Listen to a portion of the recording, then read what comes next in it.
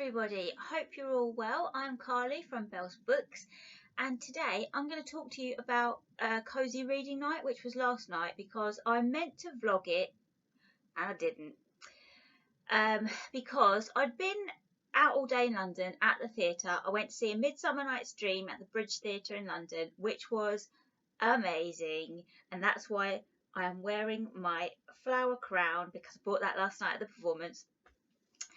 And we got in quite late, so I knew that I'd missed the start of Cosy Reading Night, which, if you don't know what it is, I'll link it down below. It's hosted by Lauren from Lauren and the Books. It's basically a 3-hour readathon where you get cozy, you read some books, eat some snacks, and it's all lush.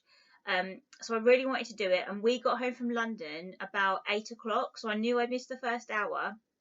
But my mate Holly was coming over for it, so I was texting her on the train saying, come on over, we'll be back about 8.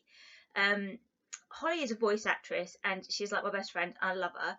And also, she's just done the best thing. She's just done a voice over for Hedwig toy, which is so cool, because she gets to say the line, "Parents not included," really fast, which is like, hashtag career goals. So I'm going to link that in the description box below, because you've got to watch it, because it's the best.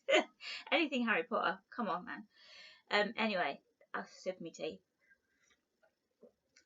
So she came round, she bought some snacks, and she bought a book, and we did the rest of Cosy Reading Night. So I'm going to talk to you about what I read. I put a couple of things up on my Instagram stories.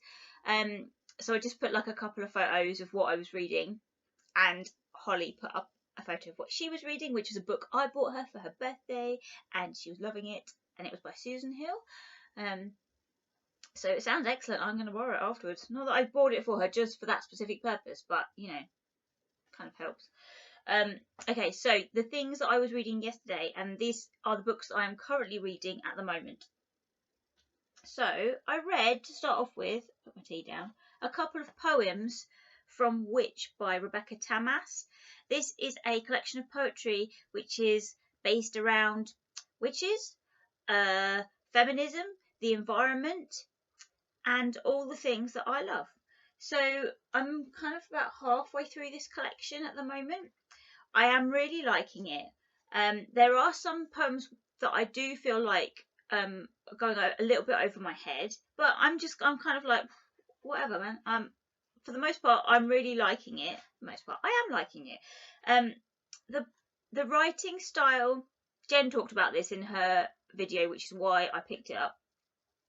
She described it as the writing style is quite urgent, because there's no punctuation. It just runs on and on. And I really like that.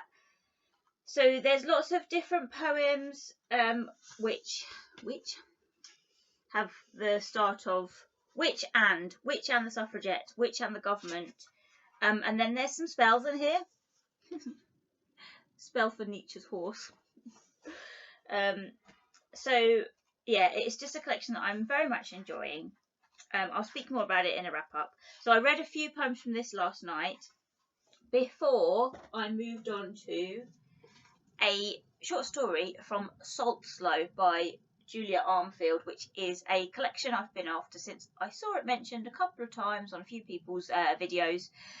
And I got this from my library, but they didn't have it, so I was searching for it. My library didn't have it. I asked them to purchase it, and they did. How amazing is that? This is why libraries are so fantastic, because if they don't have what you want, they will get it for you. And this is a brand new book. They ordered it for me because I asked them to. So I was super excited, actually ran to the library to pick this up. So last night I read the third short story in this collection. Now, these stories are all a bit strange, which is the kind of story I like. Would I say they're kind of fairy tale-esque, I guess. But they're all a bit odd, a bit creepy, a bit eerie, and I like stuff like that.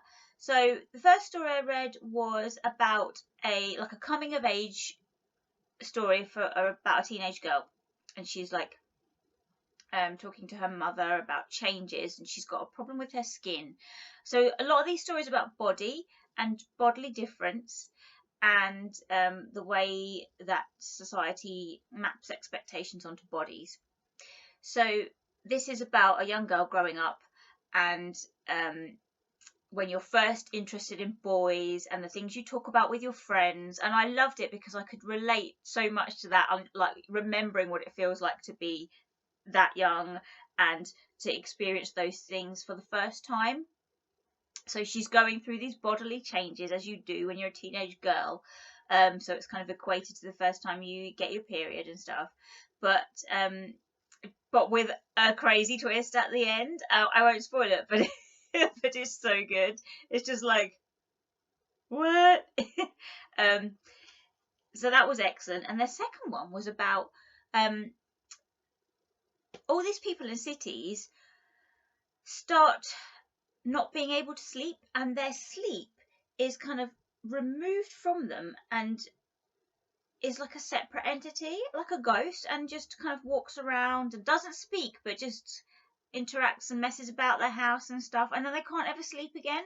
So half of the people don't sleep, and half of the people do, but they're envious of these people that have their sleeps outside their bodies. It's so weird. And it kind of explores what would happen if no one slept. So like the night times become appropriated and you start using them like the day, so that plays get put on at 2 o'clock in the morning, and people that don't sleep get so much more work done, and then it causes problems in relationships. So I loved it because it was creepy and weird, but it also looked at the implications of what would happen if we didn't sleep, which is fascinating. But the story I read last night was another set of teenage girls kind of growing up and going to university, and then they were doing their PhD thesis, and it was about breakups and how you deal with breakups and what happens when boys are shit, which was also really funny, resonated a lot with me, and and it just kind of put a bit of a spin on it. It was a kind of a riff on Frankenstein, so slightly eerie, and again another one at the end where you're like, what just happened? so good. I'm really loving this collection. So yes, that was, I got through a whole short story there. And then to round it off, I am currently reading Swimming Home by Deborah Levy. So I read a little bit of this. I'm over halfway through now. This is a story of a family that go to a villa in France on holiday, and when they get there, there's some naked bird swimming in their pool, and so it's a husband and wife, their 14-year-old daughter, and then 2 family friends who are also a couple. And bizarrely, the wife lets the girl stay because there's been some confusion about the booking, and she thought she was staying there. And she's this very young and slim and attractive girl who has a crush on her husband because he's a famous poet, and she's kind of, you think, is she kind of stalking him a little bit? Anyway, the wife lets her stay, and everyone's like, what are you doing? So it's kind of playing out what's happening in this scenario with the girl who is obsessed with this writer. She wants him to read her poetry, and why is the wife doing that? And it looks at the relationships of all of these people and goes into a little bit of specifics on each of these characters and what's happening with them. So it really kind of dives into each of these 5 characters. And yeah, so I don't know whether it's going to be like a massive plot thing happening here. It just seems like a really good character study, so I'm enjoying it at the moment. There's some really weird dialogue. Like, there's some stuff that people say that I'm just like, have I missed something there? I don't know what that is about. But so yes, some of it is slightly baffling me, but for the most part, I'm enjoying it. Anyway, those are the 3 books that I read in my half run of Cosy Reading Night, because by the time we sat down and got teas and snacks, it was 8:30, so we didn't have much time. So yeah, we put on some music, me and Holly read our books, and Dan played solitaire. And that was our Cosy Reading Night. We had a couple of candles on. It was very nice. I hope you had a nice Cosy Reading Night. Tell me about it down in the comments below. Also, I would highly recommend you go and see Midsummer Night's Dream at the British Theatre, because I just still can't get over how great it was. I mean, I've always struggled a little bit with Shakespeare, but this was so good. It was so accessible. It was hilarious, super funny. It was like the original text. They put in a little bit of modern, a few lines here and there of kind of modern speak, but it was predominantly in the original Shakespeare, and it was just such a good performance. Gwendolyn Christie, who played Hippolyta and Titania, amazing. I love her from Thrones, yeah, Game of Thrones, yeah, love her from that. So I was quite excited to see her, but didn't know who else was going to be there because I didn't recognise any of the cast names until I saw her on stage. Felicity Montague, who is like one of my all-time heroes, Lynn from Alan Partridge, and I saw her and I looked at Dan and I went, Dan, it's Lynn. It's Lynn. And because the play is immersive, so we were in the pit, which is the best place to go, and you walk in there's no stage, like all the seats are all around, and you're on the ground if you're in the pit, and there's no one else, there's no stage, and you're like, how is this going to happen? It raises up from the floor, all different parts of the stage come up, and then you as the audience member have to move around, like around the play as it happens, and the actors come along and like move you out the way. And there's some like logistical security people like, can you move here now? This is about to race, and move here. And the actors move in about with you. And before I know it, Felicity Montague just shuffling me out of the way. Excuse me. Lynn, touch me. Lynn. I love Lynn so much.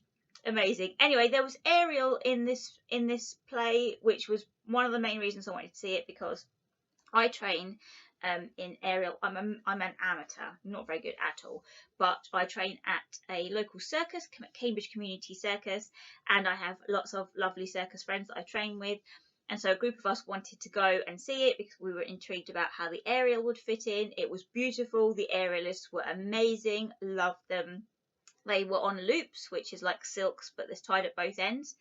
And so we love watching that because we're like, oh, front balance, oh yeah, back balance, oh yeah, see that, stag, yeah, naming all the moves they're doing, and it was just bloody amazing, and it was just super fun, really uplifting. It was absolutely pure joy, and there was a Beyonce song in there. I was dancing, and at the end, you just feel like you just like loving life. It was amazing. So if you can get down to London to see it, it's nearly at the end of its run. It runs out in end of August. So do go and check it out because it's amazing, and you get to buy one of these beautiful flower crowns, which I haven't wanted to take off since I put it on because I want to pretend to be a fairy, and now I want to go back and train really hard and be a circus fairy.